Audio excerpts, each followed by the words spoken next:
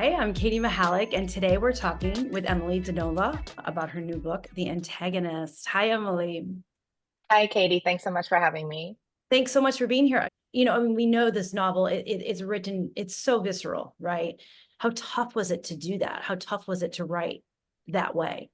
Writing it, I really was able to take myself back through time and really kind of take it at my own pace. And I think that gave me a sense of control over things that had happened to me that in real life I hadn't had control over. And so writing it gave me the power to take it back as mine. That's really powerful. So, yes, okay. We're talking about the guts of where the story and the novel came from, and how much is fiction?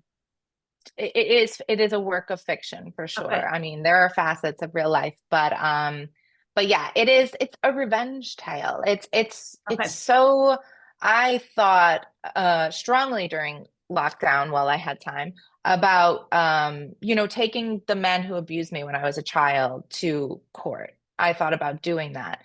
And I thought that that would drag my family through something, that would drag me through something.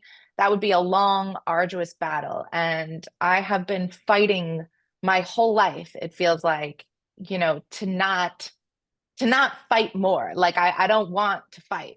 But I do. And so, in my way, I'm like, how can I not, you know, take all of this time and energy to go back to a place and do this thing when I can just write a story instead, and Mhm. that will be my way to release it, and not to say that I don't.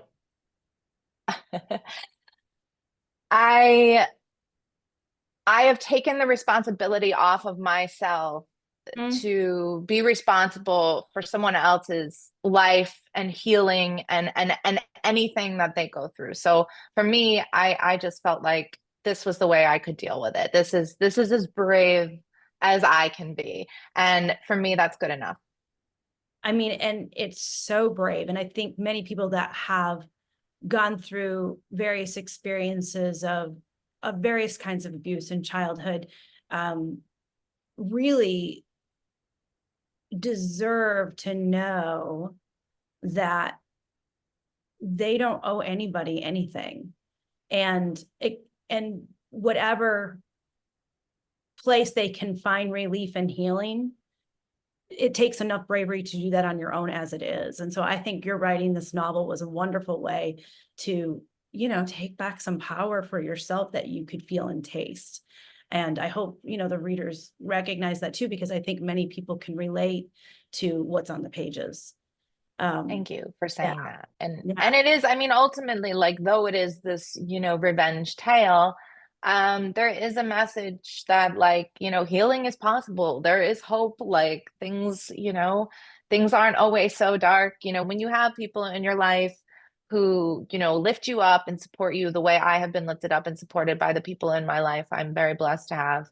It makes it possible. And I think the message is, anybody can heal if they want to face themselves. And that is the hardest thing I think that we can do. My hope is that people will read it and they will feel empowered to speak out, that they will, take care of themselves and their health and stop feeling guilt and stop feeling shame and feeling like being a victim or experiencing a horrible thing makes you somehow less or weak, or that it's some kind of negative connotation. It isn't. It's part of who you are. All survivors, I feel like, know that, feel that, like no matter what you've survived, like it's a part of who you are, and accepting that and accepting yourself are the greatest gifts that you can give yourself. Thank you so much. Thank you so much for speaking with us today and telling us a little more about, where you pulled so much of this story from, and how brave you were to share it is really what I heard through this conversation. And I'm so happy to talk to you about it. Thanks, Katie. I appreciate you, and this is always humbling, and I just really appreciate your amazing energy, and you always make me feel so comfortable and safe when I'm on your show. So thank you. Thank you for being here. Thanks for joining Emily and I today for this conversation. You can find Emily Dinova's new book, The Antagonist, at henrygraypublishing.com or ask for it at your favorite neighborhood bookstore.